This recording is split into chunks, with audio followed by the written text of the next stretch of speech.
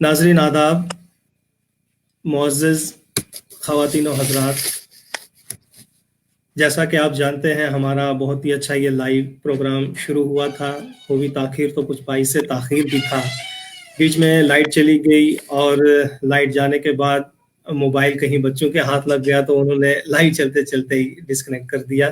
तो बहरहाल नाज़रीन, मैं आपको बताता चलूँ कि ये हमारा सिलसिलावार प्रोग्राम जो है पिछले 6 महीनों से चलता आ रहा है और सबसे बड़ी बात यह है कि इन 6 महीनों में हमने आपने देखा है कि हमारे मेहमान चाहे वो हिंदो पाक से हों, बरे-सगीर से हों, खलीज ममालिक से हों या फिर दुनिया भर में जहाँ कहीं भी उर्दू की बस्तियाँ आबाद होती जा रही हैं, वहाँ से हम अपने मेहमानों को दावत देते हैं और उनकी फ़िक्र अंगेज़ बातें जो हैं, इल्मी, अदबी, वो तमाम गुफ्तगू होती है।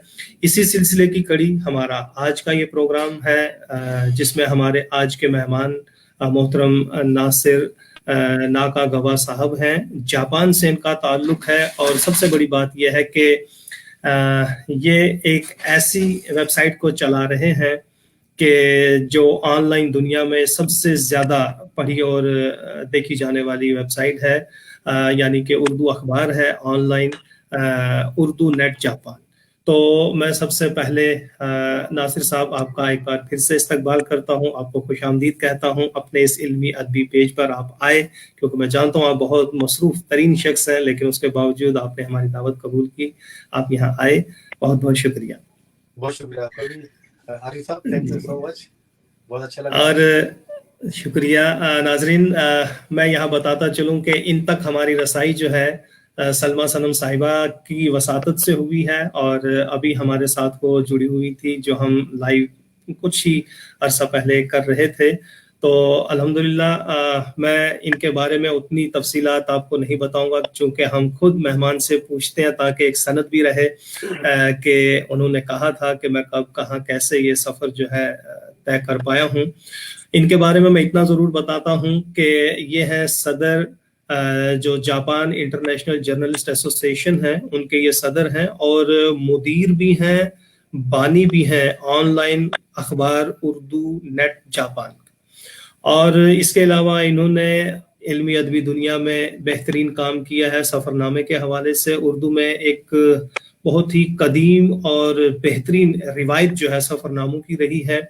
सफ़रनामों के हवाले से मैं बात करूँगा इनके साथ, लेकिन मैं आप नाज़रीन को बताता चलूँ कि इनकी जो कुतुब अब तक मंज़र आम पर आई हैं, जो मुझ तक पहुँची हैं, जिनके टाइटल्स, वो है देश देश का सफ़र, देश बना परदेस, दुनिया मेरी नज़र में, दयारे दोस्तां और अनजानी मंजिलों का मुसाफिर। तो ये मुसाफिर आज हमारे सामने हैं। तो मैं ज़्यादा देर ना करते हुए नासिर साहब आपको मुबारकबाद देता हूँ कि आप इतनी दूर बस्तियों में बसे हुए तमाम लोगों को आज यहाँ रूबरू मुयस्सर हुए हैं। तो मैं जानना चाहूँगा कि आप अपने इब्तदाई तालीमी और तरबियती मराहिल के बारे में कुछ बताएं कि आज आप वहाँ मुकीम हैं, कब कैसे वहाँ पहुँचे हैं? जी जी, बहुत-बहुत शुक्रिया इरफान आरिफ साहब आपका भी, और आपके तवज्जुह से सलमा सनम साहब बड़ी मोहतरमा है मेरे लिए, और वो उनके उर्दू और जापान में भी पिछले कई सालों से उनके अफ़साने, उनकी मुख्तलिफ तहरीरें, उनके तवज्जुह से कई अदबी लोगों से मेरा तारुफ़ हुआ, और उन्हीं की मगने मिन्नत है कि आज मैं आपके सामने बैठा हूँ। मैं उनका भी बड़ा दिल से तहे दिल से मशकूर हूँ कि उन्होंने मुझे इतने बेहतरीन दोस्तों से पाकिस्तान में, बल्कि पूरी दुनिया में कई ममालिक के उनके तवज्जुह से मेरी लोगों से तारुफ़ हुआ, और मैं आज अपने आप लोगों के दरमियान में हूँ। तो सबसे पहले ये कि मेरा ताल्लुक जो है पाकिस्तान का सबसे बड़ा शहर कराची से है, और जैसा कि आपको मालूम है कराची पहले पाकिस्तान का कैपिटल हुआ करता था, लेकिन उसके बाद जो कैपिटल जो इस्लामाबाद मुंतकिल हो गया, लेकिन कराची की अपनी अहमियत कभी भी कम नहीं हुई आज भी। और मैं कराची के एक इलाके लांडी में मैंने परवरिश और अपनी इब्तदाई तालीम हासिल की। उसके बाद अल्लामा इकबाल गवर्नमेंट कॉलेज से मैंने बीकॉम किया, लेकिन बीकॉम करने के दौरान मैं हिटाची टेलीविजन कंपनी, जो कि पाकिस्तान और जापान की कोलैबोरेशन से कायम की गई थी, और वहाँ पर टेलीविजन जो है वो संबल किए जाते थे। मैं वहाँ पर ऑफिस में जॉब किया करता था पढ़ने के साथ, चूँकि मेरा नाइट कॉलेज था और दिन में मैं जॉब करता था, और नाइट में मैंने बीकॉम किया। उसके बाद जब मैं अभी प्राइवेट एमए इकोनॉमिक्स कर रहा था, तो उसी दौरान मुझे जापान आने का मौका मिला, और मैं ठीक 24 साल की उम्र में मेरा पहला सफ़र बैरून मुल्क जो मेरा सफ़र हुआ वो जापान के लिए था, और मैं बरास्ता सिंगापुर से सिंगापुर में 3 दिन वाह काम करने के बाद जापान पहुंचा 24 साल की उम्र में। तो वाह ये मेरा मुख्तसर तारुफ था पाकिस्तान में, चूँकि इतनी मैंने ज़्यादा तवील ज़िंदगी पाकिस्तान में नहीं गुज़ारी, इसलिए पाकिस्तान के बारे में मुझे ज़्यादा मालूमात नहीं होती। और चूँकि आपको मालूम है कि जो भी इंसान जो है वो 15-16 साल तक तो वैसे ही बच्चा होता है। तो ये कह सकते हैं कि मैंने अपनी मैच्योरिटी के जो 5-6 साल पाकिस्तान में ख़ासतौर पे कराची में गुज़ारे, उसके बाद मैं जापान आ गया और इस वक़्त मुझे जापान आए हुए 32 साल का अरसा गुज़र चुका है और वाह मेरी ज़िंदगी का बेशतर हिस्सा जो जापान में ही गुज़रा है। इसलिए ये मैं कह सकता हूँ कि मैं सोचता भी जापानी में हूँ और वॉकिंग भी जापानी में करता हूँ, जापानी में करता हूँ। तो पाकिस्तान के वाह बारे में मेरी मालूमात बहुत ही कम है। लेकिन जापान में आने के बाद मुझे एहसास हुआ, यार ये हमारी उर्दू ज़ुबान जो है बड़ी प्यारी ज़ुबान है। मुझे गो के बचपन से ही पढ़ने का बड़ा शौक था। मुख्तलिफ वाह किस्म की कहानियाँ, जासूसी डाइजेस्टें या सस्पेंस डाइजेस्ट या मुख्तलिफ किस्म के रिसाले वगैरह पढ़ने का बहुत शौक हुआ करता था। लेकिन लिखने का कतई शौक नहीं था। जैसा कि आपको मालूम है मेरा बैकग्राउंड जो है वो उर्दू का बिल्कुल नहीं है। मैंने उर्दू में कोई जी ख़ास वहाँ पे तालीम हासिल नहीं की मैंने। लेकिन यहाँ पर आके अपनी ज़ुबान जो है बहुत मैंने उसको मिस किया। उससे मैं चाहता था कि यहाँ पर उर्दू को बरकरार रखूँ मैं। तो यहाँ पर आने के बाद जो है पाकिस्तान से रसाइल या अखबारात जब मंगाता था मैं उसको पढ़ता था तो मुझे बड़ा अच्छा लगता था। तो उसमें ही मुझे कभी-कभी छोटे-मोटे कमेंट्स लिखने की एक आदत पड़ गई। मुख्तलिफ रिसालों में, डाइजेस्टों में या अखबारात में। उससे मुझे थोड़ा-सा लिखने का शौक हुआ। जब मैं कोई अपने कमेंट्स जहाँ से भेजता था, जब अगले शुमारे में जब मेरा कमेंट्स शामिल होते थे तो मुझे बड़ी खुशी होती थी। नासिर वाह अहमद फ्रॉम जापान उनके कमेंट्स शामिल होते थे। तो इस तरह मुझे लिखने का शौक हुआ उर्दू लिखने का। बहुत ही खूबसूरती से चूंकि आपका बैकग्राउंड भी आपने खुद ही बताया कि उर्दू से नहीं है और उसके बावजूद उर्दू की आबियारी और उर्दू के लिए इतना कुछ कर गुजरना। बहुत सारे नाजरीन ने बहुत सारे सवालात किए हैं जिनमें हमारे एक प्रोफेसर हमीदुल्लाह खान साहब हैं, वो भी कह रहे हैं कि ये क्या वजह तस्मिया बनी कि नासिर अहमद से नासिर नाका गवा, ये क्या है? अच्छा थोड़ा सा इसके बारे में ताकि हम आगे फिर बाद में अच्छा मैं आरिफ भाई मैं जहां भी गया हूँ ना मुझसे ये सवाल सबने किया है। लेकिन क्या क्या मजा आएगा कि ये सवाल का जवाब मैं आखिरी में दूं या शुरू में दे दूं? अभी दे दूं? जैसे आपकी मर्जी। चले अभी दे देते हैं ना। जब उन्होंने सवाल किया तो अभी दे देते हैं। देखिए नासिर अहमद मेरा पाकिस्तान नाम था और जापान आए हुए मुझे 32 साल हो गए और 20 साल ठीक फिर मैंने जापान आने के बाद 4 साल के बाद मेरी जापानी जो खातून से उससे शादी हो गई और अल्हम्दुलिल्लाह एक ही इकलौती मेरी बीवी है, वो आज भी मेरे साथ है। तो आज हमारी माशाल्लाह। शादी को 28 साल हो चुके हैं, यानी कि 4 साल के बाद मैंने शादी कर ली थी। तो मेरी जो बीवी जो है, मेरी अहलिया जो है, वो अपने वालिदैन की इकलौती औलाद थी वो ना। ठीक तो जो मेरे जो ससुर थे वो इस दुनिया में नहीं है इस वक़्त। तो उन्होंने मुझे अपना बेटा बनाया, मुझे बड़ा पसंद। उन्होंने शुरू में बड़ी मुखालफत की, लेकिन बाद में वो राज़ी हो गए कि ठीक है मेरी एक इकलौती बेटी है। जापान में एक इकलौती की जापान में हर बच्चा इकलौता होता है। तो जापान की वाह आबादी बहुत कम है और जापान के हर घर में 2 बच्चे, 1 बच्चा या ज़्यादा से ज़्यादा 3 बच्चे होते हैं। यानी कि ये समझ लें कि हर बच्चा ही इकलौता होता है। लेकिन मेरी बेगम सिर्फ़ अकेली ही थी, वैसे ही अकेली थी। तो उन्होंने ये कहा कि भई आप शादी के लिए आपको इजाज़त है, हमें आप पसंद आए हैं बहुत ज़्यादा, तो आप हमारे दामाद बन सकते हैं। लेकिन हमारी एक एक रिक्वेस्ट है आपसे कि हमारा जो नाकागावा जो उनका फैमिली नेम है, नाकागावा उनका फैमिली नेम था। उन्होंने बोला कि जी अगर आप ये मतलब शर्त नहीं थी उनकी, तो उन्होंने एक रिक्वेस्ट ठीक की मुझसे कि आप मेरे बेटे हो। मैं भी उनको बहुत पसंद करता था। तो जी मैंने कहा कि अब्बा जी कोई ऐसी बात नहीं है, मैं नाकागावा बनने के लिए तैयार हूँ मैं। तो जब मैंने नेशनलिटी अप्लाई की जापान की 20-22 साल पहले, तो फिर वहाँ पे एक ऑप्शन होता है कि क्या आप अपना पुराना नाम ही बरकरार रखना चाहते हैं या जापानी वाह नाम एडॉप्ट करना चाहते हैं? तो फिर मैंने ऑप्शन में ये लिखा कि नाकागावा जो कि मेरी फैमिली सरनेम था जापानीज़ का, मेरे ससुर का, मेरी वाइफ का, फिर मैंने वो एडॉप्ट किया नाकागावा। और उसकी एक वजह और ये भी थी कि चूंकि मेरे 2 बच्चे हैं, 2 बेटे हैं मेरे ना, जब छोटे थे वो। अच्छा जापान में उस ज़माने में थोड़ा-सा ताज्जुब हुआ करता था स्कूल में कि जो गैर मुल्कियों के बच्चे जो हाफ बच्चे होते हैं, ज़ाहिर है कि उसमें पाकिस्तानियत भी है बच्चों में, जापानियत भी है। तो बुलिंग भी होती थी, बहुत ज़्यादा ऐसे केसेस हुए जापान में। तो मैं नहीं चाहता था यार मेरे बच्चों को कोई बुलिंग करे स्कूलों में या कुछ।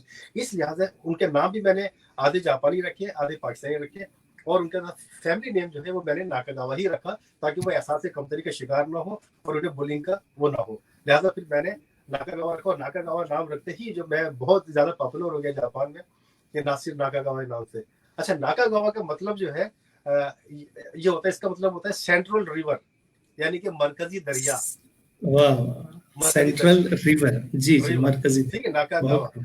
ये बिल्कुल इसी तरह है जिस तरह की हमारे पाकिस्तान में सूबा खैबर पख्तूनख्वा, वहां पर लोगों के नाम होते हैं दरिया खान, हाँ टमाटर खान, पहाड़ खान, ठीक है, जी मुसम्मी खान, मंगल खान, ठीक है। तो इसी तरह जापानी जो फैमिली नेम है वो भी ऐसे ही है कि मरकजी दरिया, छोटा दरिया, बड़ा दरिया, पक्का पुल, छोटा कच्चा पुल, और जी काला पेड़ और सफेद पेड़, और किस्मत वाला पहाड़, और ये और वो। जैसे आप देखते होंगे कि सुजुकी है, सुजुकी का भी मायने, ये भी फैमिली नेम है।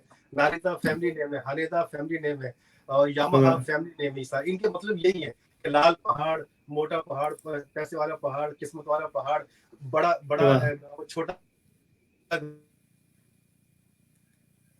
अ, अब जी जी, आपके यहाँ भी मेरे ख्याल, हाँ हाँ, जी, कुछ फ्लक्चुएट हुआ था कुछ नेट।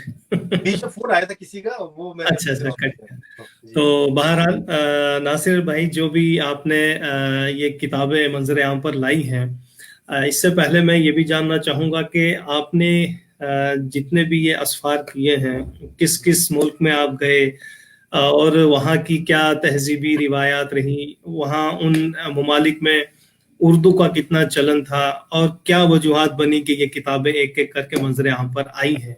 समझ गया। देश देश का सफर। बिल्कुल। अच्छा, जब मैं जब जापान आया तो मैंने आपसे कहा ना कि छोटा मोटा मैं लिखने का मुझे शौक था। तो उसके बाद जी फिर मुझे जापान से बाहर जाने के मौके बहुत ज्यादा मिले। और जब मैंने आपको बताया कि 12 साल पहले जब हमने उर्दू नेट जापान जो मैंने जब स्टार्ट किया, उसकी वजह से पूरी दुनिया में उर्दू नेट क्लिक किया जाने लगा। तो मेरी पूरी दुनिया में जो है लोग जो है दोस्त बनने शुरू हुए उर्दू उर्दू के हवाले से, उर्दू के शोबे के। तो इस तरह की जब उनसे दोस्ती हुई, उनके मज़ामीन आते थे, उर्दू नेट जापान में शाये करता था, फिर मुझे दावत भी देते थे, भाई आप तो जापानी, आप जब मर्जी आ सकते हैं मुल्कों में। तो इससे पहले भी मैं 8-10 मुल्कों की मैं सैर कर चुका था, लेकिन मुझे कभी सफरनामा लिखने का ऐसा मुझे एहसास नहीं हुआ कि सफरनामा लिखा जाए। लेकिन जब मैंने बाकायदा जब मैं गया तो फिर मुझे वापसी में मुझे शौक हुआ कि यार, अच्छा, चूंकि मैंने कई लोगों के सफरनामे पढ़े हैं, मुस्तफा हुसैन तारड़ हो गए, अताउल्ला कासमी साहब हैं, या इब्न इंशा हैं, इनकी किताबें मैंने बड़े ज़ौक़ शौक से पढ़ी, उनके सफरनामे पढ़े हैं। तो इस तरह मुझे भी शौक हुआ कि मैं भी कुछ अपने तौर पे सफरनामे लिखने की कोशिश करूँ। तो जब बहुत। जब मैं इसी तरह ना सिर्फ मैंने सफरनामे लिखे हैं, बल्कि मैंने जापान के बारे में बहुत ज्यादा मज़ामीन लिखे मैंने। तो वो मिसाल के तौर पे जापान में खुदकशियां क्यों की जाती हैं, उसके बारे में मजमून लिखा। जापान ने इतनी तरक्की क्यों की इतनी जल्दी, और जापान में जो है जो उसका बहरान है उसका अफरादी क़ुव्वत का, वो क्यों है, और जापान का तालीमी सिस्टम, इसका तालीमी निज़ाम क्या है, उसके ऊपर लिखा मैंने। जापान के टैक्सेशन सिस्टम क्या है, इसके ऊपर लिखा। जापान के लोगों के बारे में लिखा, और जापान के और भी कई मज़ामीन थे वो मैंने लिखे। उसके बाद सफरनामे हो गए, जब 2-4 सफरनामे जमा हो जाते थे। इससे पहले मैं हर वक्त जो है वो सफरनामे उर्दू में जापान में शाया करता रहता था। लेकिन फिर मुझे एहसास हुआ, किसी ने मुझे कहा, मेरी सिस्टर ने मुझे कहा कि भाई साहब, आपकी जितने भी मज़ामीन या आपके सफरनामे जो है, इनका मजमुआ करके एक किताब शाया की जाए। मैंने कहा, यार मेरे को इतना टाइम नहीं है, मैं नहीं कर सकता। बोले नहीं भाई, मैं करूँगा। तो मेरी सिस्टर जी उसने फिर ये शुरू किया। तो पहली किताब मेरी 2013 में, देश बना प्रदेश, उसमें जापान के बारे में जो मज़ामीन थे वो इसमें शामिल किए गए, और उसमें जो 8-9 मुल्कों के सफरनामे थे वो इसमें शामिल किए गए। तो पहली किताब मंजर आम पर आई, देश बना प्रदेश। अच्छा, बड़ी तकलीफ थी वो। तो उसके बाद फिर दूसरी एक किताब है इसी तरह, उसमें मेरे मुख्तलिफ मज़ामीन थे और सफरनामे थे, उसमें वो भी बड़ी ज़ख़ीम थी।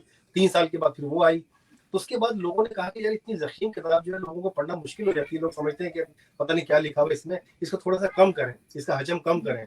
तो फिर मैंने क्या किया कि जब भी 6 मुल्कों के सफरनामे मुकम्मल होते तो फिर मैंने उसको शाया कर दिया। 3-4 मज़ामीन होते और 5-6 मुल्कों के सफरनामे। उसके बाद तीसरी किताब आई, देश देश का सफर। उसमें टोटली 7 मुल्कों के सफरनामे ही थे। उसके बाद फिर 2017 में ये देश देश का सफर आई, 18 में दयारे दोस्ता आई, और 19 में अनजानी मंजिलों का सफर। लेकिन इस साल जो है मैं सिवाय जनवरी में फिजी के अलावा कहीं किसी मुल्क का सफर नहीं कर सका, कोरोना की वजह से। लिहाजा जो मेरी छठी की जो किताब जो आ रही है, उसका नाम ही यही है, कोरोना से पहले। उसमें 6-7 मवाली के सफरनामे हैं, और वो है। तो कोरोना से पहले जो भी आपने लिखा है वो हम वो तक आने तो वाला है पहुंच गया है। जी। तो कोरोना के बाद जो आएगा ये भी हम जरूर वो देखेंगे। अगले, क्योंकि मैं कोरोना के बाद मैंने बैरून मुल्क सफर नहीं किया अभी तक, जी जी, लेकिन इससे पहले सफरनामे बाकी थे, वो छठी किताब आने वाली है। उसका नाम बहुत मैंने रखा है कोरोना से पहले। तो ठीक। तो मैं यहाँ ये भी जानना चाहूँगा कि इस बीच में ये जितने भी सफ़र हैं, क्योंकि शौक होना भी चाहिए। हमारे बशीर बद्र साहब का एक शेर है कि घर से निकलो तो ये दुनिया खूबसूरत है बहुत, तो अजनबी पेड़ों के साए में मोहब्बत है बहुत। तो ये सफर जो है आप इल्मी और अदबी मकासिद को लेकर ही करते थे, या कुछ अपने जाती सफर रहे, या कुछ हम कहें कि बिजनेस के एतबार से रहे? और ये जब सफर हो भी जाते थे उसके बाद महसूस क्या करते थे कि मैं आके लिखूं? और इस बीच में सलमा सनम साहिबा ने कहा है कि बहन जहरा के बारे में भी जरूर कुछ कहिएगा। अभी उसी के बारे में बताया मैंने ना, जोहरा के बारे में बताया, उसने मुझे उकसाया कि किताब की शक्ल में लेकर आए अपने सफरनामे और जो मज़ामीन है, तो उसके ही कहने पर उसी ने, बल्कि उसने बहुत सी काबिश है इसके अंदर किताबें शाये करने पे। तो दूसरा ये कि मैं, आपको मालूम होगा, बल्कि सबको मालूम है कि मैं हमेशा, मैंने जापान में जॉब की है, 25 साल मैंने मुख्तलिफ कंपनियों में जॉब की, और पिछले 8 साल से मैं जॉब छोड़ने के बाद मैं जापान की अदालतों में, यहाँ की जो समरी कोर्ट है, डिस्ट्रिक्ट कोर्ट है, हाई कोर्ट है, सुप्रीम कोर्ट है, एक कोने से दूसरे कोने, जितनी भी जापानी अदालतें हैं, वहां पर मैं बतौर मुतरजिम के तौर पे वहां पे अपनी खिदमत अंजाम देता हूँ। हिंदी, उर्दू, पंजाबी जुबानों में, अंग्रेजी जुबानों में, 4 जुबानों में। जब भी कोई इन ममालिक से कोई पकड़ा जाता है, मुजरिम पकड़ा जाता है, तो उसको अदालत में जब पेश किया जाता है तो एक मुतरजिम की, इंटरप्रीटर की जरूरत होती है, तो मुझे कॉल की जाती है, तो मैं पूरे जापान में जाते, सर मेरी जापान की सैर भी हो जाती है और मेरा कारोबार भी, और पैसे भी ठीक ठाक मिलते हैं। ये शौक है मेरा। तो मेरा कारोबार बिल्कुल जापान में जितने भी हमारी पाकिस्तानी कम्युनिटी मुकीम है, वो गाड़ियों के काम से वाबस्ता है, पुरानी गाड़ियों की एक्सपोर्ट करते हैं, उससे वाबस्ता है। लेकिन मैंने कभी हमेशा जॉब की है, कारोबार मेरा कोई नहीं है।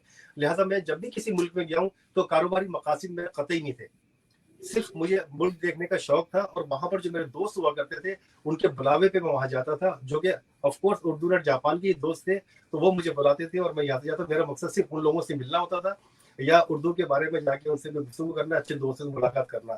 तो बस ये मेरा मकसद था, मेरा कारोबारी कोई मकासद नहीं थे, ये सिर्फ इल्मी अदबी या उर्दू की मोहब्बत में मैं जाया करता था। बहुत खूब। तो ये जो ऑनलाइन अखबार जो उर्दू नेट जापान, इसकी क्या मतलब मैं कहूँगा कि बैकग्राउंड रही, ये किस तरह से वजूद में आया? आपको कोई कमी महसूस हुई एक देश से परदेश में आप पहुंचे तो हर चीज को, यानी जब भी हम कोई तहरीक शुरू करते हैं, कोई स्कूल या कोई अंजुमन, उसको ऑर्गेनाइज करते हैं, दूसरों तक पहुंचाने की कोशिशें, तो वो कहीं ना कहीं कोई सबब पीछे रहा होता है, या हम सोच रहे होते हैं कि ये इसलिए हम कर रहे हैं। तो इतना बड़ा प्लेटफॉर्म आज की दुनिया में बन चुका है, तो ये कैसे शुरू हुआ, इस सफर के बारे में भी थोड़ा सा आप बताएं। अच्छा, यही सवाल जो है मुझसे तकरीबन आज से 8 साल पहले प्रोफेसर ख्वाजा इकरामुद्दीन साहब, इंडिया जवाहरलाल नेहरू यूनिवर्सिटी की जो शोबा उर्दू की जो सरबराह है, वो जापान तशरीफ ला, बल्कि 2-3 मरतबा आ चुके हैं। उन्होंने मुझसे ये कहा था कि इसका मुहर्रिक क्या हुआ उर्दू नेट जापान का। वो मैंने आपको पहले ही बताया कि जापान में अभी भी 7-8 चैनल हैं, टेलीविजन के, रेडियो के, अखबारात हैं, लेकिन वो टोटली जापानीज में है। क्योंकि जापान में शुरू से ही अंग्रेजी पे इतना तवज्जो नहीं है लोगों की ना, लेकिन अभी इस वक्त एट द मोमेंट जो है इंग्लिश पे थोड़ी तवज्जो दी जा रही है। लेकिन जिस जमाने में हम जापान आए थे, उस जमाने में किसी स्टेशन पर जापानी के अलावा अंग्रेजी रूप में उसका नाम भी नहीं लिखा होता था, तो हमें बड़ी प्रॉब्लम होती थी। अच्छा, उस जमाने में टेलीविजन पे जो प्रोग्राम आ रहे हैं वो सारे जापानी में होते थे, अखबार जो आ रहे हैं वो जापानी में, रसाइल जो है वो जापानी में, कोई मैगजीन है वो जापानी में। तो फिर हमें मजबूरन जो जापानी सीखना पड़ी। जब मैंने जापानी सीखी और जब मैं जापानीज टेलीविजन देखता था, या जब मैंने अखबार पढ़ना शुरू किया, थोड़ा सा जापानीज अखबार, तो उसके अंदर बाद ऐसी इंटरेस्टिंग न्यूज हुआ करती थी जो कि गैर मुल्कियों से वाबस्ता होती थी या पाकिस्तान से वाबस्ता होती थी, ऐसी खबर होती थी आम लोगों को पता ही नहीं है। और एक जापान टाइम्स इंग्लिश अखबार हुआ करता था, उसमें वो खबरें नहीं हुआ करती थी जो कि हमारे इंटरेस्ट में होती थी या हमारे जो गहराई में जो खबरें होती थी। तो मुझे ये बड़ा एहसास होता था, यार ये जो खबरें हैं, जो छोटी छोटी खबरें, किसी को पता ही नहीं है। मैंने तो अभी स्टडी की थी, मुझे मालूम हो गया। तो मैं वो पढ़ने के बाद फिर मैं सोचा कि इसको कम्युनिटी में किस तरह फैलाया जाए। तो ऑलरेडी कम्युनिटी में एक अखबार था हमारा, वो उसका उर्दू नेट पॉडकास्ट के नाम से था वो, तो वो भी ऑनलाइन अखबार था ना इसी तरह। तो मैं वो लिख के उससे मैं रब्ता किया, तो मैं अपनी तहरीरें लिख कर जापानी अखबार पढ़ के उसमें थोड़ी सी उसकी न्यूज लेके उसके पूरा मजमून बना के वो मैं लिखा करता था। वो लिख के मैं उनको नेट पे भेज दिया करता था उर्दू में, हाथ से लिखा कर। जब मुझे उर्दू इन पेज पे नहीं थी मेरे पास, तो वो टाइप करके उसको लगाते थे वहां पर। तो जब वो लगाते थे तो पूरे पाकिस्तानी जो कम्युनिटी हमारी जापान में मुकीम थी, वो बड़े शौक से पढ़ते थे, अरे ये क्या बात है, और नासिर नाकादवा कौन है, ये कौन है। इस तरह आहिस्ता आहिस्ता मैं भी पॉपुलर होता गया, मेरी तहरीरें भी पॉपुलर होती गई। तो मैं हर हफ्ते में कोई ना कोई मजमून लिखता था। तो फिर कई बार ऐसा हुआ, वो जो इंटरनेट के जो सरबराह थे, चीफ एडिटर थे, अब वो थोड़ा सा मेरे से थोड़े से जेलस थोड़ी सी हो जाती है ज़ाहिर है कि इस किस्म की बल मेरी लोग पसंद करने लगे, मेरे टेलीफोन नंबर मांगने लगे, तो थोड़े से उनके साथ इख्तलाफात मेरे पैदा हो गए। अब मैंने सोचा, फिर कई लोगों ने मुझे कहा कि यार आप इतना अच्छा लिखते हैं, इतनी अच्छी और बिल्कुल सादा अल्फाज, मेरे पास मुश्किल अल्फाज लिखने का ज़ख़ीरा भी नहीं है, मैं सादा अल्फाज में कोई भी खबर होती है जापान के बारे में, खुदकशियों के बारे में, जापान में अफरादी क़ुव्वत का बहरान क्यों है, जापानी खुदकशियाँ क्यों करते हैं, यहाँ का तालीमी सिस्टम क्या है, उसके बारे में जब लिखा तो लोगों ने ये कहा नासिर भाई आप अपना नेट बनाएं। मैंने कहा मुझे तो पता ही नेट वगैरह किस तरह बनाया जाता है। तो बहरहाल ये कि ये तहरीक हुई कि उर्दू नेट जापान को इस्टेब्लिश किया जाए। फिर मैंने वही है कि मुखालिफत से मेरी शख्सियत संवरती है। बिल्कुल ऐसी है। और देखो मैं मुखालिफत नहीं कहूँगा, तनकीद जो है ना, जो अगर इंसान की अगर तनकीद हो रही होती है उसको बर्दाश्त करे तो तनकीद जो है ना वो आपको बहुत आगे ले जाती है। तनकीद का जवाब उसको बुरा नहीं माने आदमी, उसको फील करे। आपको जो तनकीद करता है ना आपके ऊपर, वो तनकीद जो है ना, वो अगर एक सेंसेबल आदमी है तो वो तनकीद उसके लिए बहुत फायदेमंद है। हमारे टीचर थे, मुझे याद है 8वीं क्लास में, तो वो अच्छा वो 8वीं क्लास के टीचर होते हैं, वो जाहिर है कि वो 25-30 साल के होते हैं, लेकिन उनकी उम्र उस वक्त 40-45 बरस थी। तो उनसे एक दफा हमने कहा कि सर सारे टीचर जो सारे यंग है, लेकिन आप काफी उम्र रसीद है। तो उन्होंने बोला कि मुझे सिर्फ ये टीचिंग लाइन में आए हुए 2-4 साल हुए। बोला वो कैसे? कह रहे कि यार एक दफा ऐसा हुआ कि मैं बस में सफर कर रहा था और मैंने 30 साल की उम्र तक मैं बिल्कुल अनपढ़ था। तो मैं सफर कर रहा था बस में, तो किसी मेरा पाँव जो उसके किसी के पाँव पे लग गया। तो उसने मुझे कहा बदतमीज जाहिल अनपढ़ कहीं के, अगर तालीम हासिल कर ली होती तो तुम्हें तमीज होती बस में किस तरह चढ़ते हैं। तो उसने कहा कि ये बात मेरे जहन में ऐसी लगी, तो मैंने उसी दिन पढ़ना शुरू किया। वो कहने कि मैंने 10 साल में मैट्रिक किया, प्राइवेट मैट्रिक किया, और फिर मैंने बीएड किया और टीचिंग का कोर्स करके आपने तुम्हारे, वो इतने बेहतरीन टीचर थे। तो उनकी बात मुझे आज भी याद है, ये 40 साल पहले की बात है। उन्होंने कहा कि तनकीद अगर आप पे की जाए, अगर आपकी मुखालफत की, उससे घबराना नहीं है, बल्कि वो आपके लिए फायदेमंद है। लिहाजा फिर मुझे इसकी तहरीक हुई कि मुझे उर्दू नेट जापान में मैंने स्टार्ट किया अपना। अच्छा, लोग ऑलरेडी मुझे जानने लगे थे जापान में। जापान के अलावा फिर मुख्तलिफ अमेरिका में, इंडिया में खासतौर पर प्रोफेसर ख्वाजा इकराम साहब और कामरान साहब गनी जो है, बड़ा प्यारा बच्चा है वो, उसने फिर इंडिया में मशहूर किया। सनम, फिर सलमा सनम साहब आ गई, ख्वाजा इकराम साहब आ गए, और भी कई वहाँ पे खुर्शीद अकरम साहब इंडिया में, उन्होंने बड़ा उसको फिर इंटरनेट को पॉपुलर किया। और मुझे भी ये एजाज हासिल है कि तनवीर फूल साहब ने मुझ पे एक मजमून लिखा था मेरे हाइको पे, तो वहां छपा।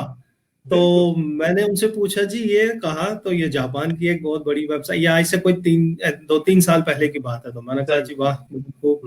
तो तब जो एक ख्याल देखा था वो आज उसकी ताबीर जो है।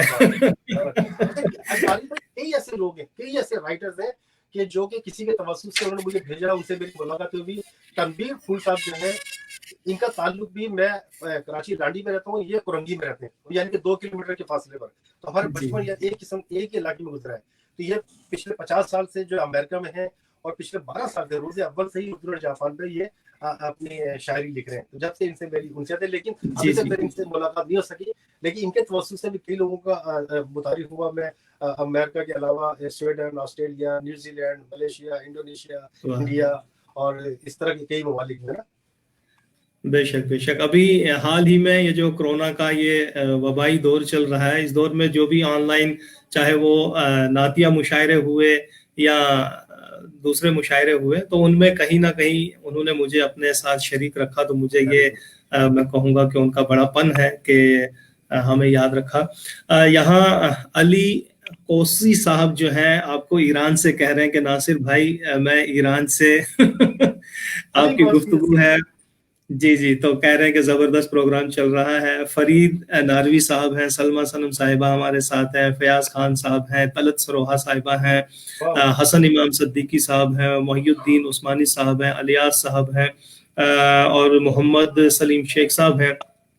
तो ये नाजरीन तो हमारे साथ रहेंगे इंशाल्लाह। इस बीच में बड़ी खूबसूरत सी बातें, ये जो आपने पूरा एक पस मंज़र बताया, ये जो ऑनलाइन अखबार उर्दू नेट जापान का है, और यही है कि मकसद कुछ भी रहा हो, लेकिन आज उर्दू अदब के अंदर ये एक मयार बना चुका है।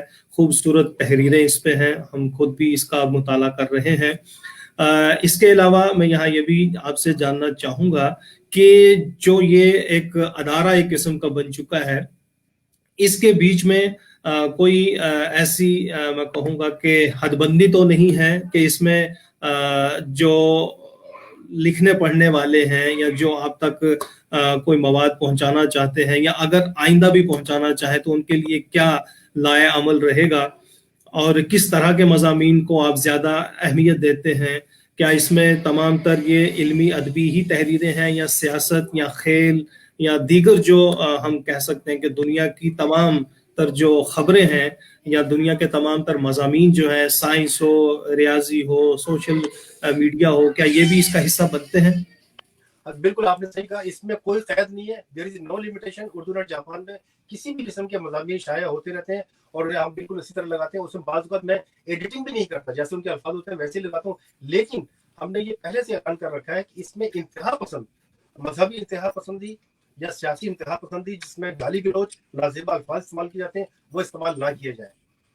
बस सिर्फ यही वजह है, और बाकी किसी भी किस्म के मज़ामीन जो है इंडिया से आते हैं या अमेरिका से आते हैं या इंग्लैंड से मलिक समीर साहब लिखते हैं, वो बड़े सख्त किस्म के होते हैं, किसी के खिलाफ होते हैं, लेकिन उसमें हमने ये कहा कि नाज़ेबा अल्फाज इस्तेमाल ना किए जाए और कोई ऐसे उसमें इंतहा पसंदी किस्म की, यानी कि मसला की या फिरका वाराना जिससे फसाद फैलने का खतरा हो। क्योंकि मैं खुद जाती तौर पर ना तो मैं सियासत को पसंद करता हूँ मजहबी, और ना ही इंतहा पसंद मजहबी हूँ।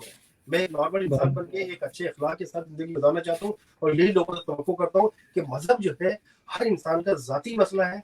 उसका क्या मसला है, वो शिया है, वो सुन्नी है, वो वहाबी है, या क्रिश्चियन है, या कोई भी है, इससे बिला इम्तियाज हम सारे बतौर इंसान जो है हम सारे भाई हैं। हमें आपस में एक दूसरे की फीलिंग समझनी चाहिए। जहां पर मजहबी इंतहा पसंदी आती है वहीं से इख्तलाफ शुरू होता है। तो मैं ये चाहता हूँ कि पूरी दुनिया में, ना सिर्फ पाकिस्तान जापान बल्कि पूरी दुनिया में इख्तलाफात कम से कम हो, भाईचारा पैदा हो, और ताकि इसी तरह सियासी इंतहा पसंदी में पाकिस्तान और इंडिया में सियासी इंतहा पसंदी उरूज पर है। यही वजह है कि हमारे दोनों ममालिक जो है तरक्की नहीं कर पा रहे। तो इंतहा पसंदी के जो मज़ामीन होते हैं मैं उनको खुद नहीं पसंद करता, इसलिए वो शायद नहीं करता। इसी तरह मजहबी इंतहा पसंदी के जो कि बिल्कुल किसी मसलक पे लिखे हो, अपने मसलक पे लिखें, लेकिन दूसरे मसलक को बुरा ना कहें। और ये मेरा होता है कि आप बिल्कुल सुन्नी है सुन्नी पे लिखें, शिया है शिया पे लिखें, लेकिन शिया पे जो मजमून लिखा जा रहा है वो सुन्नी को उनको तनकीद ना करें। इस तरह जो सुन्नी लिख रहे हैं वो उनको तनकीद ना करें। इसी तरह सियासी मज़ामीन जो है, एक शख्स अगर लिख रहा है अपने लीडर के बारे में, उसको उसकी सिफात बयान करना चाहता है वो लिखे, लेकिन दूसरे उसका जो मुखालिफ जो है, जो उसका नापसंदीदा जो सियासतदान है उसको बुरा ना कहे। बस यही मेरी तरफ से लिमिटेशन होती है, और मेरी कोशिश होती है कि इल्मी अदबी ज्यादा हो, और ख़ास तौर पे आजकल मिज़ाह की बड़ी कमी है। मिज़ाहिया मज़मून, और मैं खुद भी मिज़ाहिया इंशाइया बहुत पसंद करता हूँ। मज़ामीन ये होने चाहिए ज़्यादा, और ऐसे अच्छे मज़मून होने चाहिए जो कि सबक आमोज़ हों, फ़िक्र अंगेज़ हों, जिससे इंसानों को सीखने को मिले। इसी तरह बच्चों का बहुत कम हो गया है। बच्चों के अदब के बारे में लिखा जाए, उर्दू के बारे में लिखा जाए। बच्चों के लिए स्वीडन में हमारे डॉक्टर आरिफ किसाना साहब हैं, वो बेहतरीन लिखते हैं, पिछले कई सालों से बच्चों के लिख रहे हैं। इसी तरह इंशाइया के तौर पे कतर से मेरे दोस्त मुराद शाहिद अली बहुत प्यारा लिखता है। इस तरह फिक्र अंगेज मजमून कामरान सबा है, बहुत अच्छे लिखता है इंडिया से। तो इस तरह मलिक समीर साहब है, उनके मज़ामीन बड़े खुश्क होते हैं, लेकिन वो कश्मीर पर बहुत लिखते हैं, लेकिन बहुत अच्छे लिखते हैं। तो मतलब इस पर हर कैटेगरी पाई जाती है। तो मैं चाहता हूँ कि सारी कैटेगरी हो, और लेकिन वो लोगों के फायदे के लिए हो, लोग उससे सीखें, और इससे इतिहास पैदा, भाईचारा पैदा हो, उसमें तफर्रुकात नहीं होने चाहिए। ये मेरा मिशन है। बहुत खूब। ये मैं कहूँगा कि एक खूबसूरत पैगाम है आपका, मोहब्बत भरा पैगाम है, अमन का है, सलामती का, इत्तेहाद का है। ये अल्लाह करे कि ऐसा ही रहे। मोहम्मद इरफान शमीम साहब हैं, वो कह रहे हैं कि मेरा सलाम भी इन तक पहुंचा दीजिए। हसन हैदर बॉबी जी हैं, और सलमा सनम साहिबा भी कह रही हैं कि बहुत ही खूबसूरती से आप जो बातें कर रहे हैं।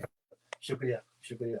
और मैं अली कौसी साहब का बहुत मशहूर हूँ, नौजवान जो कि तेहरान में ईरानी होने के बावजूद वो उर्दू की खिदमत अंजाम दे रहे हैं, और उनसे मेरी मुलाकात भी हो चुकी है। बहुत बहुत शुक्रिया अली कौसी साहब देखने का, थैंक यू सो मच।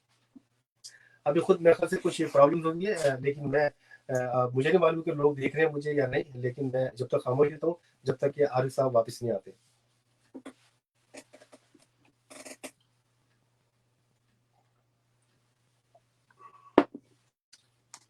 आ गए?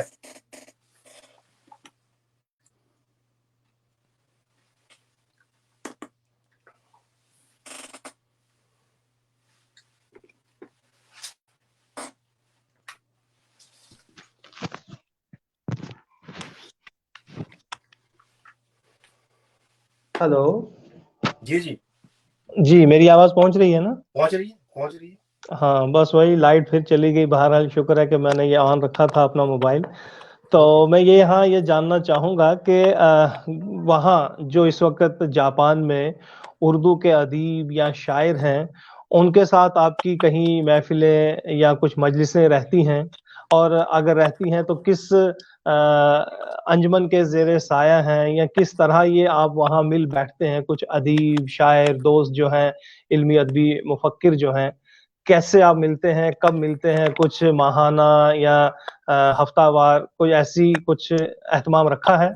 जी, बिल्कुल ऐसे ही है। जापान में चूँकि हमारी कम्युनिटी जो है उर्दू स्पीकिंग जो है वो 18,000 के करीब है। तो और उसमें मेरे कई ऐसे दोस्त हैं, जैसे कि मैंने आपने ज़िक्र भी किया और मैंने बताया कि जापान इंटरनेशनल जर्नलिस्ट एसोसिएशन हमने बनाई हुई है। उसमें जो है हमारे लिखने वाले जिन्होंने कुछ किताबें भी लिखी हैं और जो बाकायदा उर्दू और जापान में भी लिखते हैं और बाकायदा वो शायर भी हैं, अदीब भी हैं, उनसे हमारा राब्ता है, वो उसमें शामिल भी हैं। खास तौर वाह! पे तैयब खान साहब बड़े अच्छे तजिया निगार हैं, बड़े अच्छे अदीब हैं। तैयब खान साहब बहुत प्यारी उर्दू बोलते हैं, बहुत प्यारी उर्दू लिखते हैं। इसी तरह डॉक्टर अब्दुल रहमान साहब हैं। इस तरह इंडिया से जो वाह! है वो है डॉक्टर सलीमुर रहमान साहब हैं, बड़े प्यारे राइटर हैं, बड़ा अच्छा लिखते हैं। वाह! मुश्ताक कुरैशी साहब हैं, बड़े प्यारे शायर हैं। अमीन नवीद है, बहुत अच्छे शायर हैं।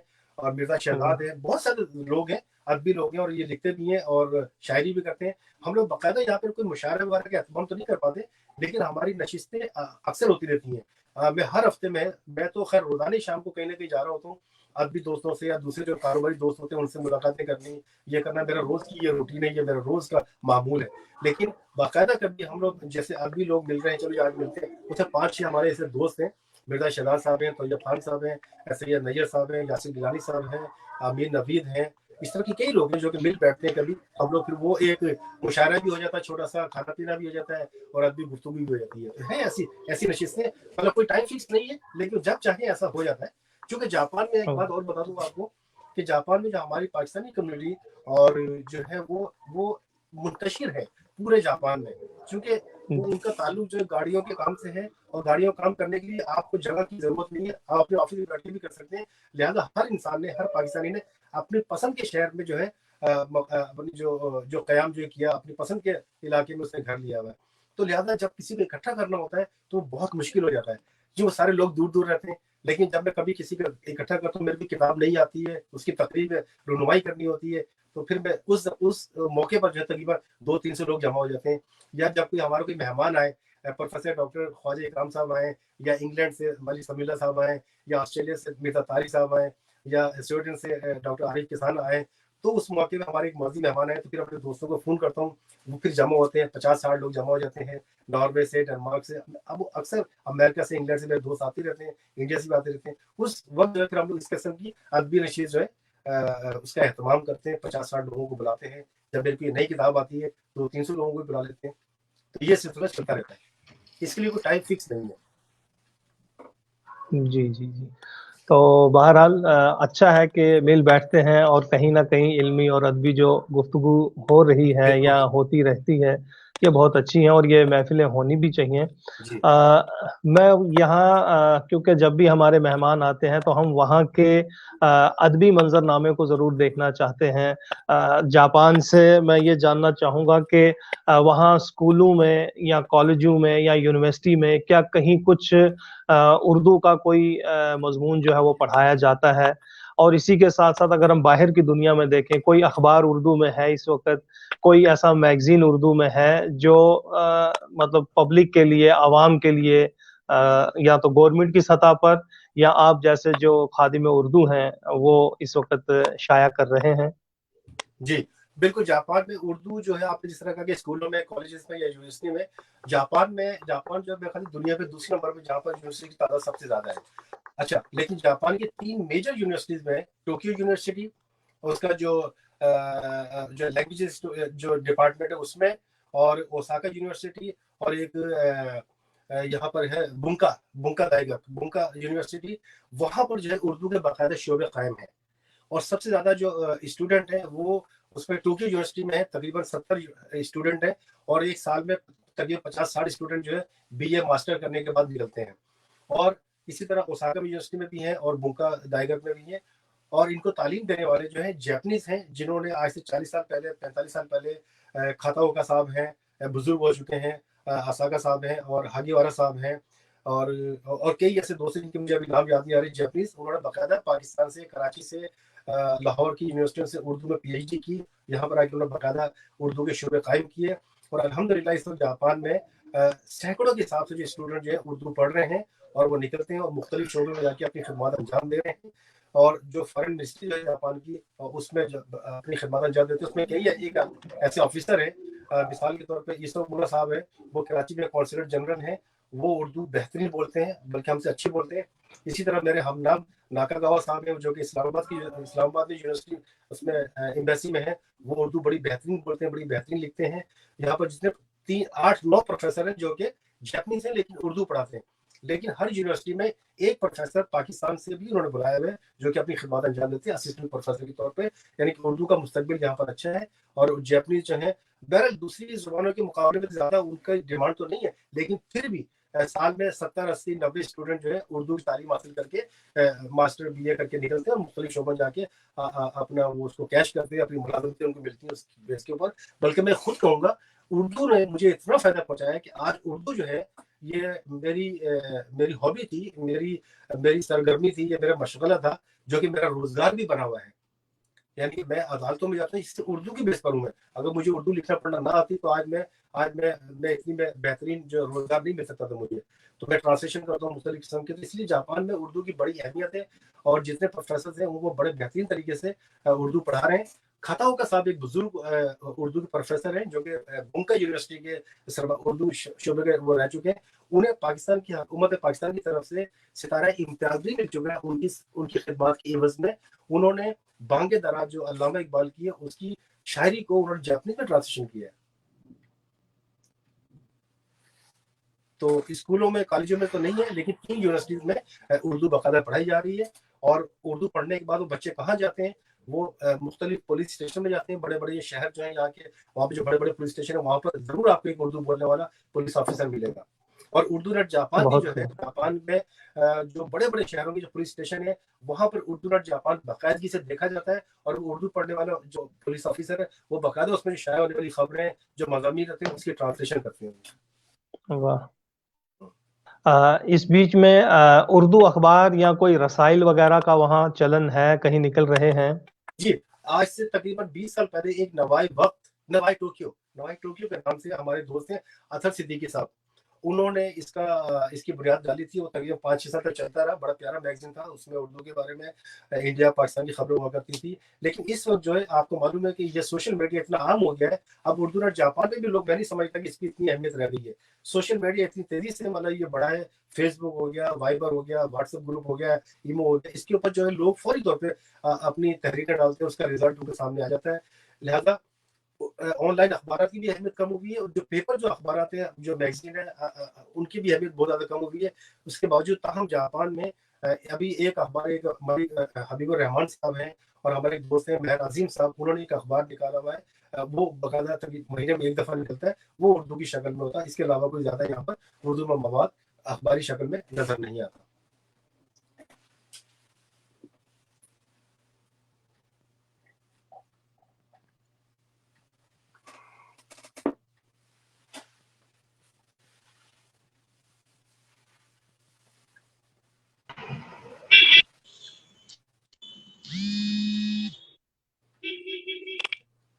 जी, आदाब सर, आप मेरी आवाज सुन पा रहे हैं? जी, वालेकुम सलाम। मुझे कहनी है या आरिफ साहब को? जी, आपको मेरी आवाज आ रही है सर? जी, मुझे आपकी आवाज आ रही है। जी, बस एक मिनट का डिस्टरबेंस हुआ है। जी जी,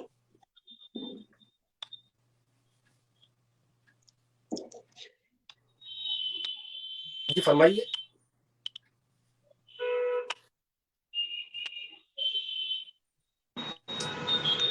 शुक्रिया जहरा मस्कन साहब।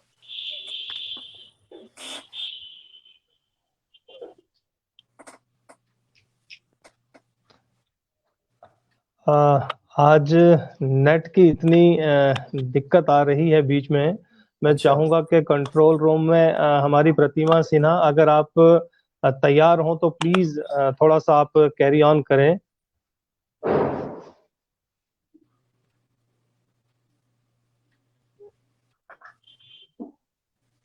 जी, आप सुन आपको रही मेरी हैं? आवाज आ रही है इरफान साहब?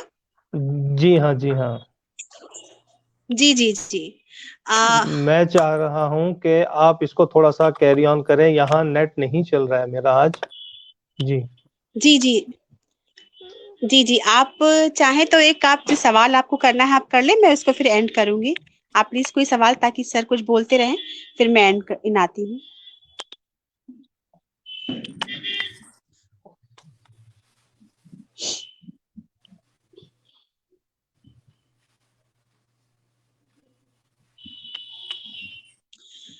सर माजरत चाहते हैं, हमारा नेटवर्क थोड़ा सा वीक है इरफान साहब की तरफ। ये कोई बात नहीं, और कोई बात जी जी जी प्लीज। आज एक तो पहली ही बारिश हुई है, इस सीजन की पहली बारिश में ही इन्होंने आज कटौती करना शुरू कर दी, वरना मैं पहले से ही एहतमाम रख लेता। बहरहाल मैं नासिर भाई यहाँ ये जानना चाहूंगा आपसे कि ये जो सफरनामे की रिवायत उर्दू में है, हम जहाँ पहुंचे नहीं होते हैं वहां हम सफरनामे के हवाले से पहुंच जाते हैं। तो आपकी ये जो इतनी किताबें मंजर आम पर आई हैं, मैं यहाँ ये जानना चाहूंगा कि इसमें किस किस मुल्क का जो है आपने वो तमाम तर जो मैं कहूँगा सफर का हाल जो है वो रुदात जो है पेश की है, ताकि हमें अगर वहाँ ना भी पहुंच पाए तो इन किताबों की वसातत से वो दुनिया देख पाए, वहाँ की तहजीब, वहाँ का तमद्दन, वहाँ की माशियत, वहाँ के इल्म और अदब के साथ साथ वहाँ के लोगों के हाल, वहाँ की कुछ मकामात के बारे में ये तमाम तर बहुत अच्छी एक वो रहेगी। जैसे अनजानी मंजिलों का मुसाफिर है आपका, दयारे दोस्तां है, दुनिया मेरी नजर में, तो मैं चाहूंगा कि या देश बना परदेस या देश देश का सफर, तो इनमें बहुत सारे देश हैं जो आपने मतलब सफर किया है। अ, कौन से ऐसे बेहतरीन जो है सफरनामे जिनमें अदबियत का रंग ज्यादा हो, ताकि हम अगर कल अपने कहीं कोई निसाब मुरतब करें तो हम कहें कि ये सफरनामा जो है बहुत खूब है। तो इस पे आप थोड़ा सा आप जरूर जी। कहें। अच्छा आरिफ भाई, मैंने मजमूई तौर पे 45 ममालिक अभी तक देखे हैं अपनी जिंदगी में। 45 ममालिक जहाँ पर शामिल है, माशाल्लाह और पाइंदा, इंडिया भी आ चुका हूँ बहुत मैं एक दफा। ख्वाजा साहब की वाह। दावत पर मैं इंडिया भी आ चुका हूँ 5 साल पहले, बल्कि 6 साल हो गए। तो मजमूई तौर पे मैंने 45 ममालिक के दौरे किए हैं, देखे हैं मैंने। और लेकिन सफरनामे जो है तकरीबन मैंने 32 या 34 ममालिक के सफरनामे लिखे हैं मैंने, क्योंकि शुरू में जो सफर वाह मैंने किए उससे जिंदाबाद। सफरनामे नहीं लिख सका मैं। अच्छा, मैंने आपसे जैसे पहले जिक्र किया कि मेरा सफर करने का जो मकसद जो होता है, मेरे जो अवगाद मकासद होते हैं, वो टोटली मेरी सैर तफरी होती है। वहां पर जो मुकीम मेरे दोस्त होते हैं उनसे मिलना जुलना होता है, और सिर्फ वहां पर जाके सैर तफरी करना, उनके साथ वक्त गुजारना, फिर वहाँ के हालात जो है अपने उसमें तहरीर में लेकर आना, फिर अपनी किताब में शामिल करना, ये मकासद होते हैं। अच्छा, अब मैं जितने भी 32 ममालिक के मेरे जो सफरनामे लिखे हैं, उसमें अगर आप कहें कि अदबी तौर पे कौन सा मुल्क ऐसा था, तो मैं उसमें भी बता सकता हूँ। और लेकिन कई ऐसे जी ममालिक है जहाँ पर हमारे पाकिस्तानी भाई या इंडियन जो है, जो उर्दू बोलने वाले मुस्लिम, तो उनसे मेरी मुलाकातें होती हैं। मैं जिस मुल्क में भी गया हूँ, तकरीबन मेरे अगर वहाँ पर आबादी ज्यादा है उर्दू स्पीकिंग की, उसी रेशो से मेरी उनसे मुलाकातें हुई है। मसलन मैं कनाडा गया तो मजमूरी तौर पर मेरी 350 लोगों से मेरी मुलाकात हुई, मुख्तलिफ दिनों में, 4 दिनों 5 दिनों में मुख्तलिफ नशिस्तें हुई। तो वो टोटली अदबी लोग थे कनाडा में, वाह टोरंटो में। तो वहां पर आपके बड़े बड़े नाम आपको मिलेंगे वहां पर, जो है जिनसे मेरी मुलाकात हुई। तो वो जो है वो मेरा मेरे ख्याल दयारे दोस्ता में वो मैंने शामिल किया है। उनका सफर, बहुत टोरंटो खूब। का सफर जो है ना कनाडा का, उसमें टोटली आपको अदबी लोगों से मुलाकात करने का मौका मिलेगा। उसमें ऐसे कई लोग होंगे जिन्हें आप जानते भी होंगे। मिसाल के तौर पर डॉक्टर तकी साहब हैं, डॉक्टर तकी साहब हैं, तकी आबदी साहब, जी जी। तकी आफिस साहब हैं, वो तकी, इंडिया से मुताल्लिक है। हाँ, तकी उनसे मेरी आबदी साहब मुलाकात के भी हुई, यहाँ दो दो तीन प्रोग्राम्स हो चुके हैं। फिर जी उनसे मेरी मुलाकात हुई, और उनके साथ बहुत वाह टाइम गुजारा। उनके घर गया, उनके दौलत खाने पे गया, उनकी लाइब्रेरी देखी मैंने, पूरी लाइब्रेरी देखी, जहाँ पर वाह लाखों किताबें थी। वहां पर उनके साथ मैंने सुबह 4 बजे तक मैं उनके साथ टाइम गुजारा। मैंने वो मेरा बड़ा यादगार वाह। सफरनामा है कनाडा का, वो जरूर पढ़िएगा। इसी तरह जब मैं इंडिया आया, इंडिया के बारे में मैंने जब वहां पर जवाहरलाल नेहरू यूनिवर्सिटी में वर्ल्ड उर्दू कॉन्फ्रेंस हो रही थी, तो ख्वाजा साहब ने मुझे भी जापान से मदद किया, मैं गया। उसके बाद फिर मैंने इंडिया में जो सफरनामा लिखा, वो भी मैं वहाँ पे 2 या 3 दिन रहा हूँ, लेकिन वो सफरनामा भी, उसमें भी आपको अदबी लोग नजर आएंगे। मैंने वहाँ पर एक शादी भी अटेंड की, प्रोफेसरों की बेटे की बेटियों की शादी हो रही थी, और फिर वो आदमी कॉन्फ्रेंस भी अटेंड की। तो वो भी टोटली एक अदबी लोगों की मुश्तमिल एक सफरनामा है। इसी तरह आप डेनमार्क चले जाएं तो वहाँ पे सदफ मिर्जा साहबा हैं, और वहाँ पर वाह मलिक नसर साहब हैं, और सैयद एजाज बुखारी साहब हैं, ये सारे अदबी लोग, इनसे मेरी मुलाकात हुई। फिर मैं नॉर्वे गया, वहाँ पर जो है डॉक्टर सैयद नदीम साहब हैं और दूसरे डॉक्टर अपना मसूद मुनव्वर भट्टी साहब हैं और दूसरे मेरे दोस्त वहाँ पे मुजाहिद साहब हैं, सैयद मुजाहिद साहब, उनसे मुलाकात। सारे टोटली अदबी लोग हैं। तो अगर आप नॉर्वे, डेनमार्क, कनाडा और इंडिया की सफरनामे अगर आप पढ़ेंगे तो आपको उसके अंदर अदबी लोगों से, मेरे सफरनामे हो सकता है आपको अदब नजर ना आए, लेकिन आपको अदबी लोगों से मुलाकात करने का मौका जरूर मिलेगा।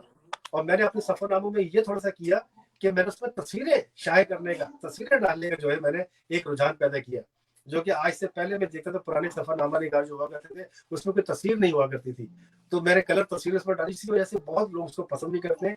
तो जो मैंने जो अपनी जिंदगी में सफरनामा निगारों को पढ़ा है, मुस्तसम हुसैन तारड़, इब्ने इंशा, वजीर आगा और कंबल पोश और अताउल्लाह कासिम साहब वगैरह को पढ़ा, इनसे मैंने बहुत कुछ सीखा भी मैंने। लेकिन थोड़ी सी मैं नई जिद्दत इसमें पैदा की, इसमें तस्वीरें डाली और उस दौर में उस मुल्क का सरबराह कौन था, वहाँ पर सियासी पार्टी कौन थी, वहाँ पर पाकिस्तानी लोग कितने मुकीम थे, वहाँ पर उस वक्त करेंसी जो है बामुकाबला जापान या बामुकाबला पाकिस्तान उसके क्या रेट था, ताकि आइंदा मुस्तकबिल में अगर कोई पढ़े मेरे सफरनामे तो उनको ये मालूम हो सके कि उस वक्त जो है आज से 20 साल पहले जब नासिर ढाका वहां पर गया था, अमेरिका या टोरंटो गया था, उस वक्त उनके डॉलर की कीमत क्या थी, वहां पर उस वक्त पाकिस्तानी कितने थे, उनकी क्या एक्टिविटीज थी।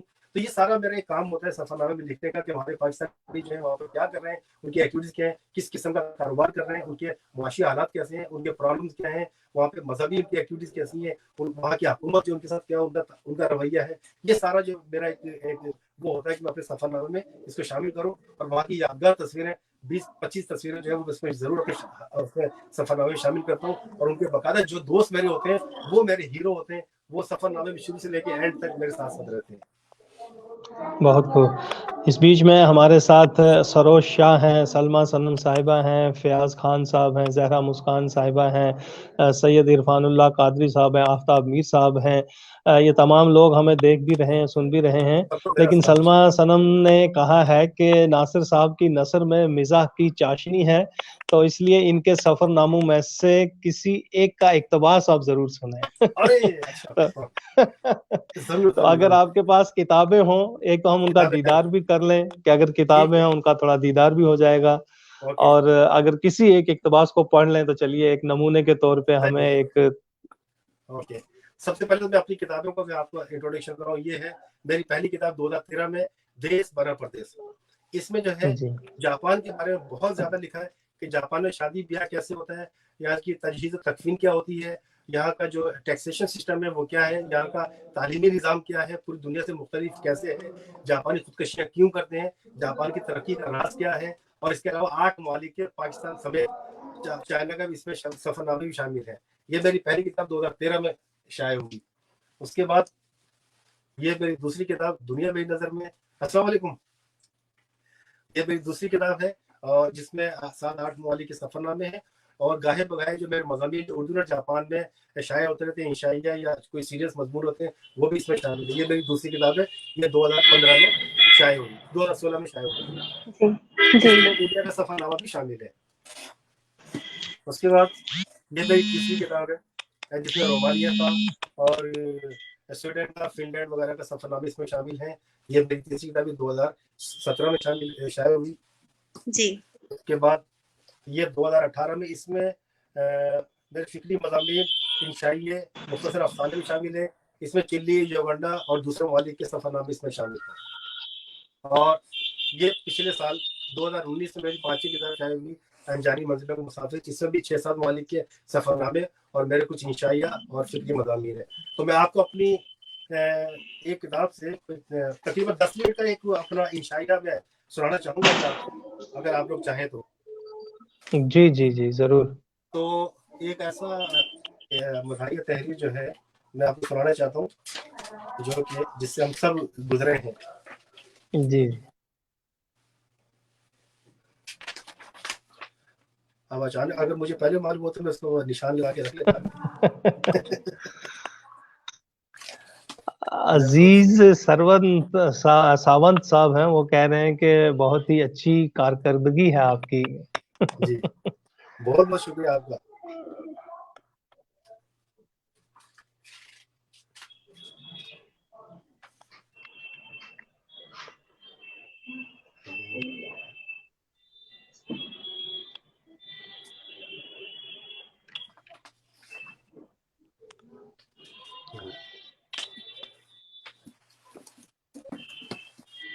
मैं कोई एक मजबूत, ताकि वो मुख्तसर भी हो और वो ताकि आप लोगों को इसका पता चले।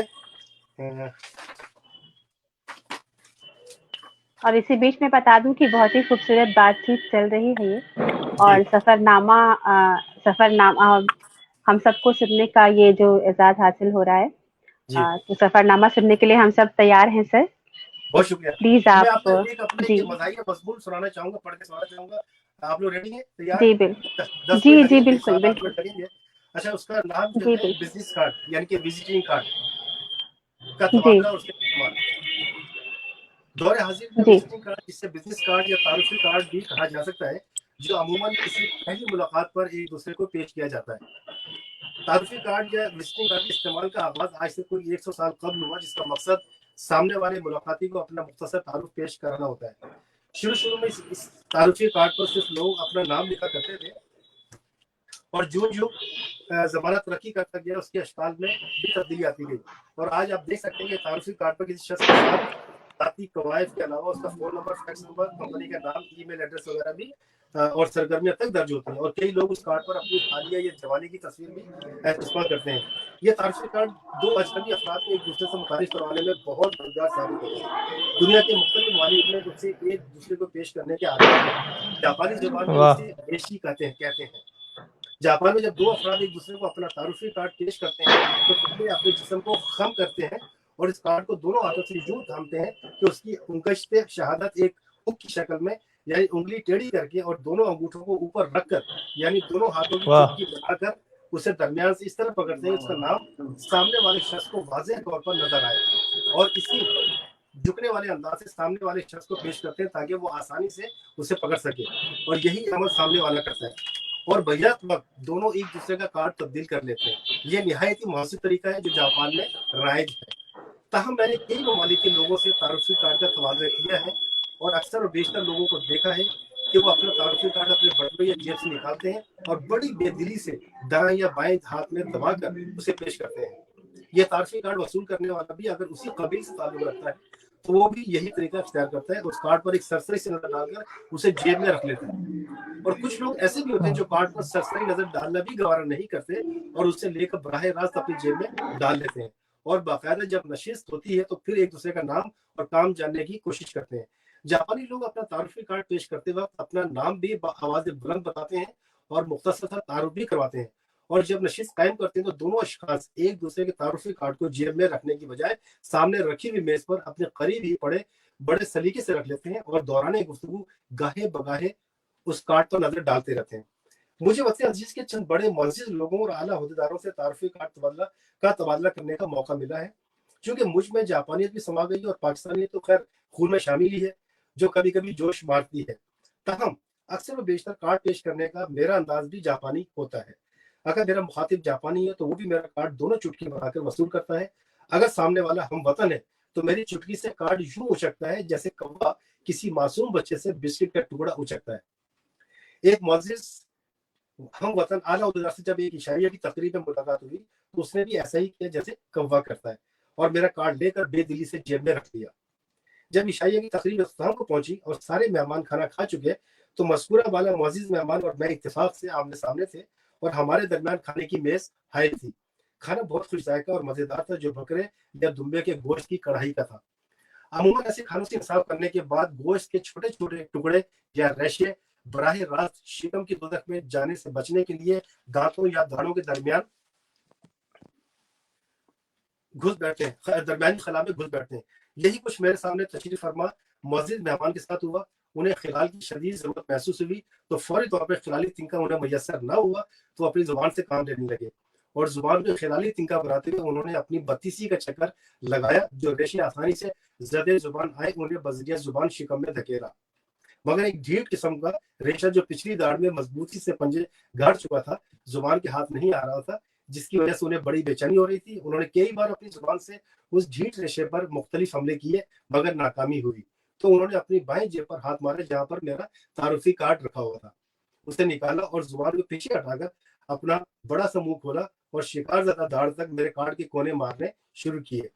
मेरा कार्ड जो इतनी आला क्वालिटी का ना था, यानी उसमें सख्तपन कम था, लिहाजा वो एक दो हमलों से हिम्मत हार गया और मुड़ गया।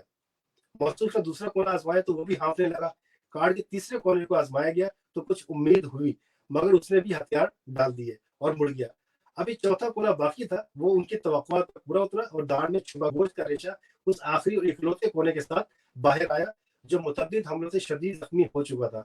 उसे कार्ड पर देखकर मुअज़्ज़िज़ मेहमान के चेहरे पर एक तसल्ली बख्श तमानियत देखी। मुअज़्ज़िज़ मेहमान ने इसका खूब अच्छी तरह मुआयना किया और दूसरे ही लम्हे उन्होंने उस जख्मी रेशे को जो कार्ड पर चिपका हुआ था अपने मुंह में डाला और सुड़क की आवाज निकालते हुए उसे भी शिकम की दोज़ख में भेज दिया। मेरे तारुफी कार्ड के चारों कोने मुकम्मल तौर पर तबाह हो चुके थे। मुअज़्ज़िज़ मेहमान ने दांतों के आखिरी राउंड के लिए मेरे कार्ड को मोड़कर दोहरा किया और असर नौ तमाम दांतों और दाढ़ों की खबर ली। आखिरी में छोटा सा रेशा जो दोहरे कार्ड पर नजर आ रहा था, उसे शिकम में धकेलने के लिए सुड़कना चाहते थे कि अनजाने में उस पर फूंक मार बैठे, जो सीधा मेरे पास पहुंचा और मेरे मोबाइल फोन पर चिपक गया। तो मुअज़्ज़िज़ मेहमान कुछ शर्मिंदा से होने लगे, मगर मैंने यूं जाहिर किया जैसे मुझे कुछ मालूम ही नहीं। मेरा कार्ड जो शदीद जख्मी हालत में था उसे मौसूफ ने मेज पर अपने सामने रख लिया। मुअज़्ज़िज़ मेहमान दोस्तों से तबादला ख्याल भी कर रहे थे और खिलाल भी कर रहे थे। थोड़ी देर में चाय के कप तमाम शुरा के सामने रख दिए गए। कड़क चाय थी जिसे दूध पत्ती कहना मुनासिब होगा। थोड़ी ही देर में मौसूफ के चाय के कप में मलाई जम गई, जो ब्राउन रंग की शक्ल इख्तियार कर गई थी। चाय के ऊपर से उस मलाई या पपड़ी को उतारने के लिए एक बार फिर मेरा तारुफी कार्ड इस्तेमाल किया गया और उसे दोहरी शक्ल में ही कप के चारों तरफ फेरा और मलाई को कप की दीवार के साथ लगा दिया और कार्ड को भी वहीं रख दिया। मैं जो कि बहुत ही सास हूँ, इस किस्म की हरकतों से मेरी तबीयत खराब हो जाती है। उससे पहले कि मुझे कै होती, मैंने बर्दाश्त करते हुए सिगरेट सुलगाया ताकि ध्यान बढ़ जाए और लंबे लंबे कश लेने लगा। मुअज़्ज़िज़ मेहमान ने कहा, जनाब एक सिगरेट हमें भी पिलाए ना। मैंने एक सिगरेट सुलगा कर उन्हें भी पेश की। वहां पर राखदान यानी एशट्रे मौजूद न थी। मुअज़्ज़िज़ मेहमान सिगरेट के गुल चाय के कप में गिराने लगे, जबकि मेरे पास अपना जेबी राखदान मौजूद था। मौसूफ ने सिगरेट खत्म की और सिगरेट का टोटा नीचे फेंक रहा खिलाफ तहजीब समझा और उसे मेरे तारुफी कार्ड पर जो दोहरा हुआ पड़ा था उसके दरमियान बुझाकर उस कार्ड की बत्ती बनाकर कप के हैंडल में फंसा दी। अपने तारुफी कार्ड पर यह जुल्म देखकर मुझे उस पर बहुत तरस आया। अमूमन ऐसे लोग जब किसी तकलीफ में हो तो समझते हैं कि कोई उन्हें देख नहीं रहा और वो अनजाने में ऐसी हरकतें करते रहते हैं, जिससे इज्तनाब करना जरूरी है। बाद लोग खाने की मेज पर ही सरेआम खिलाल करना शुरू कर देते हैं, जो दूसरों के लिए बाइस तकलीफ होता है। खाने की मेज पर किसी भी अंदाज से खिलाल करना आदाब महफिल के खिलाफ है, जबकि किसी के तारुफी कार्ड के साथ ऐसा सलूक करना उसकी शख्सियत का आईनादार है। वाह, बहुत ही खूबसूरत, बहुत खूब, बहुत उम्दा, और जितना बेहतरीन लिखा उतना ही बेहतरीन पढ़ा। और ये सच बात है कि कुछ-कुछ जब मज़ाहिया लहजा हो जाता है, उस वक़्त पढ़ते हुए और सुनते हुए दोनों को ही बहुत ध्यान रखना पड़ता है। बिल्कुल। सही जगह पे सही पंचेज़ लिखने होते हैं और सही जगह पे आपको हँसना भी होता है। तो बहुत ही बेहतरीन आज की गुफ्तगू रही। हमारे नाज़रीन से मैं माज़रत चाहती हूँ, क्योंकि आज जैसा कि हम जानते हैं कि जम्मू कश्मीर में इंटरनेट की बहुत प्रॉब्लम है और वहाँ पर रहते हुए प्रोफेसर इरफान आरिफ साहब सदर तहरीक बक़ाए उर्दू अपनी इस मुहिम को लगातार चलाए हुए हैं, लेकिन इंटरनेट कभी-कभी अपनी रफ्तार जब छोड़ देता है और हमें कहीं कुछ न कुछ प्रॉब्लम्स पेश आती हैं। इसके लिए हमारी टीम हमेशा एक कंट्रोल रूम की सूरत पीछे लगी रहती है कि अगर ऐसा कभी हो तो हम उसका प्लान बी लेकर चलते हैं। तो मुझे बीच में आना पड़ा, लेकिन आज की जो ये बातचीत रही, जो सुनी लोगों ने पूरी, बेशक वो बहुत ही खूबसूरत रही और बहुत तफसीली रही। और ख़ास तौर पे हमें ये जानकर बेहद खुशी हुई कि जापान जैसा मुल्क, जहाँ पर जिसे कहते हैं कि दुनिया का सबसे ज़्यादा तरक्की याफ्ता एक मुल्क है वो, और वहाँ जिस तरह की ट्रेजेडी हो चुकी हैं बरसों बरस पहले, और उनसे निकल के जिस तरह से दोबारा बना है वो मुल्क, जिस तरह से दुनिया के आगे एक नज़ीर पैदा की है, नज़ीर कायम की है कि आप कैसे तरक्की अगर करना चाहें, नियत और ईमानदारी आपके साथ हो तो आप कर सकते हैं। और मैंने सुना है वहाँ रातों रात पुल तैयार कर दिए जाते हैं, रातों रात सड़कें तैयार कर दी जाती हैं, और बहुत ईमानदार होते हैं जापान के लोग। तो मैं यहाँ से ही जापान को सलाम करूंगी आपके जरिए सर। और हमारे आज के मेहमान जनाब नासिर नाकागावा, अगर मैं सही प्रोनाउंस कर रही हूँ तो नाकागावा वैसे मुझे जापानी सरनेम ही लग रहा है मुझे। जी, मैंने शुरू में इसका बैकग्राउंड बता दिया था। ये मेरी अच्छा जी। सरनेम है इंडिया, और इसका नाम जी। इसका मकसद है सेंट्रल रिवर, मरकजी दरिया। वाह वाह, बहुत खूबसूरत। तो बहुत ही खूबसूरत रहा सर आपका, हम बहुत-बहुत शुक्रिया अदा करना चाहते हैं। बहुत और शुक्रिया। सबसे बड़ी बात ये है कि वहाँ पर रहकर जिस तरह से उर्दू की शमा आपने रोशन कर रखी है, इसके लिए आपका बहुत शुक्रिया तहरीक की ओर से। थैंक और यू सो जैसा कि जापानी में कहते हैं, हम आपसे अब वक़्त आ गया है कि सायोनारा कहें। मच। तो सायोनारा कहें। जी, बाय। बिल्कुल। और आप कल शाम को नाज़रीन से मैं फिर से याद दिला दूँ, कल शाम 5 बजे रोज़ की तरह हम अपने एक और मेहमान को लेके आपके सामने होंगे। तब तक के लिए आप अपना ख़्याल रखिए, उर्दू से जुड़े रहिए, उर्दू से मोहब्बत कीजिए, क्योंकि उर्दू हमें मोहब्बत करना सिखाती है। बेशक, उर्दू हमें एक बेशक। अच्छा इंसान बनाती है, हमारी ज़बान को उर्दू के साफ़ साथ मेरी करती है, मोहब्बत सुंदर का ये करती है। आलम है कि उर्दू, जी, अगर मैं उर्दू का स्टूडेंट ना होता, अगर मैं उर्दू इतनी ना लिख सकता, तो आज मेरा ज़रिया रोज़गार कुछ ना होता। आज सिर्फ उर्दू बिल्कुल, जो है मेरा ये बचपना भी है और ये मेरा रोज़गार भी है। तो वो इंसान बड़े खुशकिस्मत होते हैं, जिनकी हॉबी जो है जी, उनका रोज़गार जी। हो जाए। आज बिल्कुल, उर्दू मैं बिल्कुल लिखता सही हूँ, बात है। मैं रोज़गार भी है मेरा। तो बड़े और बड़ी ये बात मेहरबानी ये आपसे होती है। आप आपकी ये कहानी, आपका ये सफर इस बात की नज़ीर भी है कि अगर आप दिल से मोहब्बत करते हैं तो वो मोहब्बत आप कभी भी आपको डिसअपॉइंट नहीं करती नहीं है, करेगी, आपको बिल्कुल, आपको बिल्कुल रोजी ऐसा। रोटी सब कुछ बहुत-बहुत देती है। मैंने बहुत तो कमाया, उर्दू का बहुत कमाया है और मैं चाहता हूँ कि उर्दू की जी, खिदमत जितनी कर सकता हूँ, जब तक मैं ज़िंदा हूँ, मैं करूँ मैं। और मैं आपका बहुत तहे दिल से मशकूर हूँ, सलमा सनम साहबा का और आरिफ इरफान साहब का और उनके साथियों का, कि आप लोगों ने मुझे बर्दाश्त किया 1 घंटे तक और मैं जो है मुझे मौका दिया कि मैं अपने दोस्तों से बातचीत कर सकूँ। बहुत-बहुत शुक्रिया आप लोगों का। मुझे भी बहुत खुशी हुई आज आप लोगों से बातचीत करके। थैंक यू बहुत-बहुत सो मच। शुक्रिया सर, अल्लाह आपको तौफ़ीक दे कि आप ऐसे ही खिदमत करते रहें उर्दू की। नाज़रीन, ओके। आज शाम के लिए हमें दीजिए इजाज़त, कल शाम 5 बजे आपसे फिर मुलाकात होगी। तब तक अपना ख़्याल रखिए, अपने अपनों का ख़्याल रखिए। अल्लाह हाफ़िज़, शब अल्लाह ख़ैर। निगहबान, खुदा हाफ़िज़, सायोनारा। सायोनारा। बताइए।